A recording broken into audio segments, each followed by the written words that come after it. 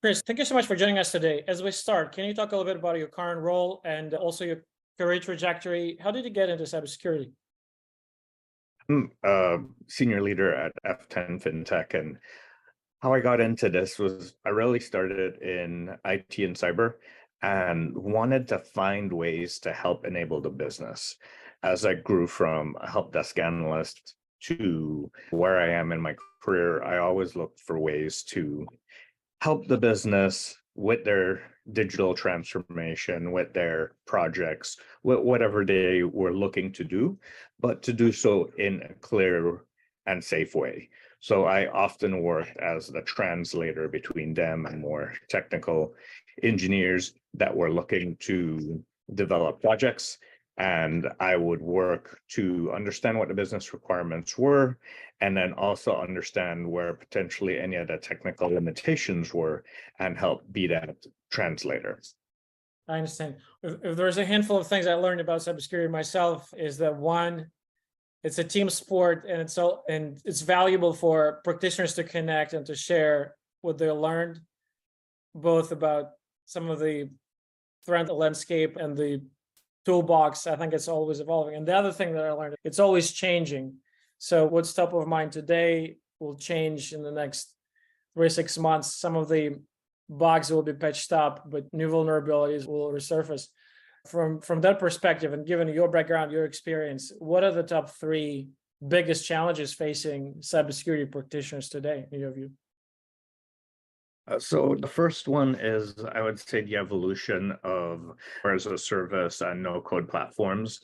As the businesses are able to develop solutions on their own, they might often skip their engagement with security and therefore inadvertently introduce risk to the environment simply because they were trying to develop at a faster rate than security might allow. So that would be the first one. The second one is really threat actors taking advantage of automation and scale, just like businesses are. So if organizations are slow to patch and slow to recover, they risk having themselves being a target for those threat actors. I understand. I think this moving to the cloud is a secular trend, which, if anything, was accelerated by COVID when everyone was working from home. But I think it's definitely not slowing down. And some of the more recent tools, whether it's Copilot, whether it's other maybe ChatGPT enabled solutions that essentially have the promise of turning any developer in a 10x developer. So it's, if anything, the cost of creating applications, writing code is really quickly approaching zero, which, if anything, will probably lead to proliferation solutions, applications with various degrees of security baked into them. What do you think some of the best practices would be, in whether it's now or in the future, of how to make sure that security is not just a thin layer of peanut butter spread in the sandwich, but it's really part of the recipe and part of the building blocks that people use, it's an integral part, but not just something you spread over, something that's already baked in? I think, like you mentioned, security needs to be a team player and be involved with the business. So not just something that comes as a checkbox at the end, something that they integrate throughout their process, have security involved at the ideation phase, have security involved in the testing phase, and then also validation at the end. But I think as businesses look to evolve and use solutions like enabled AI solutions, they should work with their businesses so that they understand the risks that come with that.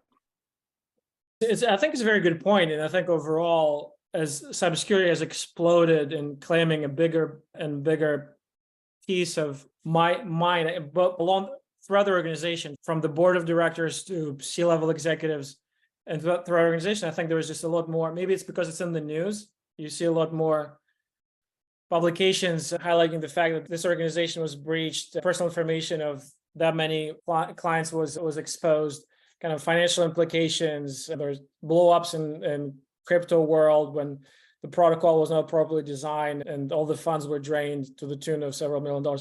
I think it's more kind of top of mind in the general population, more so than before, where it was really more relegated to practitioners. And I think as a result of that, just more awareness from the general population, and because I think technology is just, it's taking bigger and bigger place in everyone's life, both on a personal level, at the organizational level, whether it's a corporation, government entity. We're a lot more dependent and we're a lot more relying on technology not failing. And as a result, I guess the attack surface expands, and the attackers, as someone said, we need to be right all the time, and they need to be right only once. I think as a result, a lot more people are looking into the space to make a career, whether they're maybe in IT, as you mentioned, looking to transition into cybersecurity, or maybe even more upstream, more junior, maybe someone who's going to college is trying to figure out what field to pick to make a career out of it. What will be your recommendation from your experience, from your vantage point, on someone who's either considering or just starting on their career path? What are some of the 2 or 3 things in your view they should focus on? First, I would say awareness of the total space. Oftentimes there's discussions of career paths in cybersecurity focused really on pen testing and SOC analysts, but there's a variety of different roles. And now with things like AI-enabled tools, having an understanding as to how those things function and then what you can do to help secure the process along the way helps you to show that security is valued throughout the value chain. So you could be a data scientist that's focused on security. You could be a programmer that's focused on security. You can be in GRC and compliance with a focus on not just security, but how to do so in a business enabling way. So there's so many different ways. Here in the US, the NIST created a nice work development framework that lists out over 52 different roles for IT and security. That gives you a great framework to look at and to evaluate the field so you could do research. And then from there, I would say a lot of informational interviews with individuals in the different fields to make sure it's something that you're really interested in. Oftentimes people come just for the money and end up burnt out at the end because the role that they chose was against what their nature was. Maybe it was producing reports and they hate reports. Maybe it was going through audit logs and they don't like that. So really figure out what you like and what you don't like as you do that self-discovery through the different roles. Makes a lot of sense, because I think if you're not truly passionate about the field, you will burn out and you will churn out, because you need to be infinitely curious because it's an ever evolving field, but also you want to care enough and you want to like it to stick with this, because it certainly can be stressful. It certainly can be overwhelming. So if you don't have the passion, it's unlikely there will be a sustainable career path. But to your point, there are so many different facets. There's so many different aspects to cybersecurity. It's not just pen testing. And some of the fields like GRC, they're a lot less technical than some of the other aspects of cybersecurity. But I want to double click a little bit on something that you mentioned, which is cybersecurity professionals. They need to think of themselves, they need to align themselves more with the business goals. So it's not just, you're not in a silo, you want to view yourself as an enabler. And it's something that we hear very often. And one of the themes, one of the punchlines that I heard, which I thought was pretty interesting, that before the cybersecurity team was seen as a department of no, meaning that's where all the projects go to die because we cannot do it in a secure way, which I think is probably was ringing true like a few years ago. But I think now people are realizing it's not a sustainable way. You cannot be an obstacle on the way of business growth, especially with the challenging environment that businesses are facing, and with ever-changing technological spaces. It's not an option. There are competitive pressures, regulatory pressures, and it seems that being an enabler, being in cybersecurity and being an enabler of business, obviously requires technical background, but also it requires almost a shift in the mindset and I'm wondering, again, based on your experience, what are some of the thoughts and some of the suggestions that you have of people realizing that they need to be not just technically sophisticated, but also they need to wear the business hat in addition to keeping the organization secure. What are some of the advice you could give to those who are just realizing they need to grow another skill set in being the business enabler and not just making sure that the organization is safe? Yeah, as you go through working with the different business units on their projects, ask them the why behind what you're trying to accomplish. And once you better understand the why, then you can start to look at the how and the how you can do it securely and how you can enable them. And then you can focus on what you're trying to deliver. Oftentimes, you have an idea as to what they were looking to do, but they have a totally different idea. So ensure that you work with them through that process. And then rather than saying no, you can allow them to make a risk-informed decision. Now you're talking their language. You're going, okay, so you want to do this for this reason, and this is what you're hoping to accomplish, but these are the risks involved with your current approach. These are some of the things that you can do to mitigate the risk.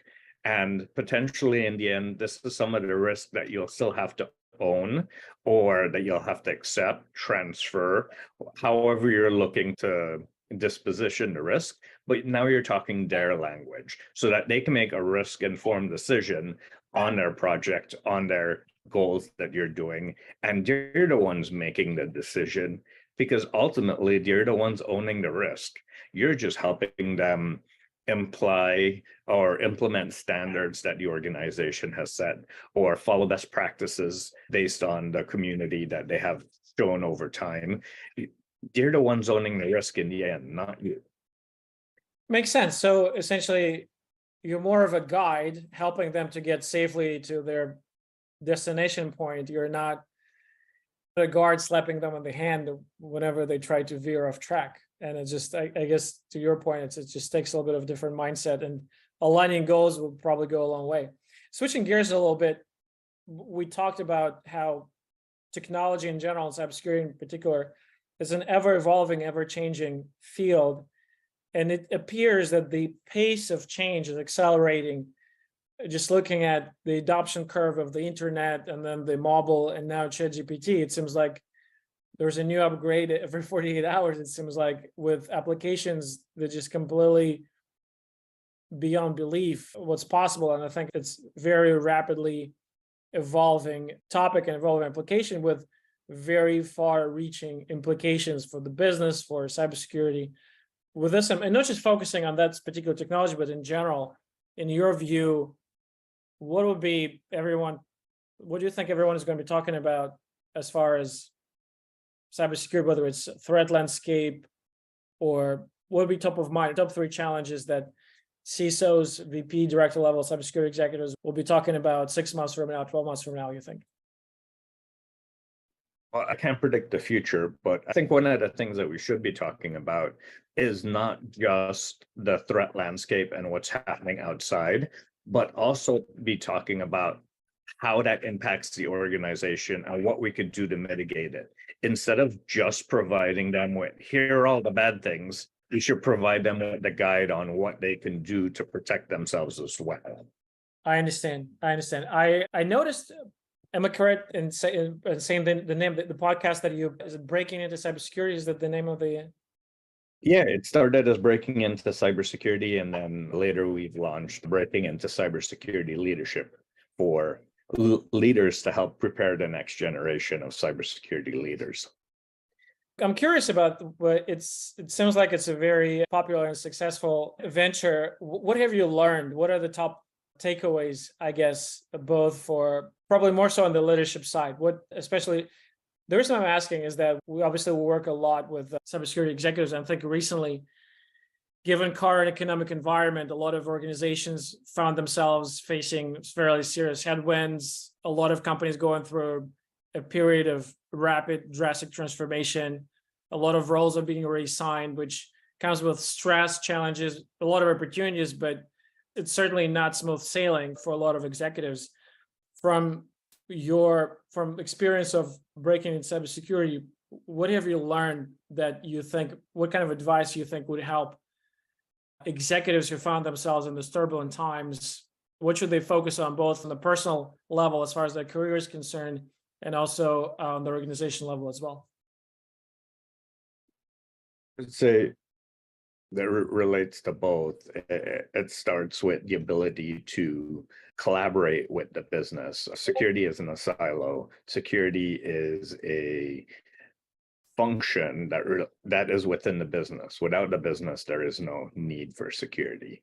So if you can't enable the business to generate whatever it does to produce value, there's nothing for you to protect. There's that first. Then there's the ability to communicate what the risks are, and then influence the leaders that are making those decisions. I say those would be the top 3 skills that any leader would need, both on the personal side as well as the organizational side. It makes a lot of sense. Chris, I know we're coming up on time. What's the best way for you to connect? Is it, are you on LinkedIn? What's the best way for our listeners to reach out? Yeah, LinkedIn's the best way to reach out to me. Also, CPF-Coaching.com is where I help future leaders with their coaching needs to grow their careers. Excellent. Sounds good. Chris, thank you so much for taking your time for this. This was very insightful. Thank you. Thank you very much.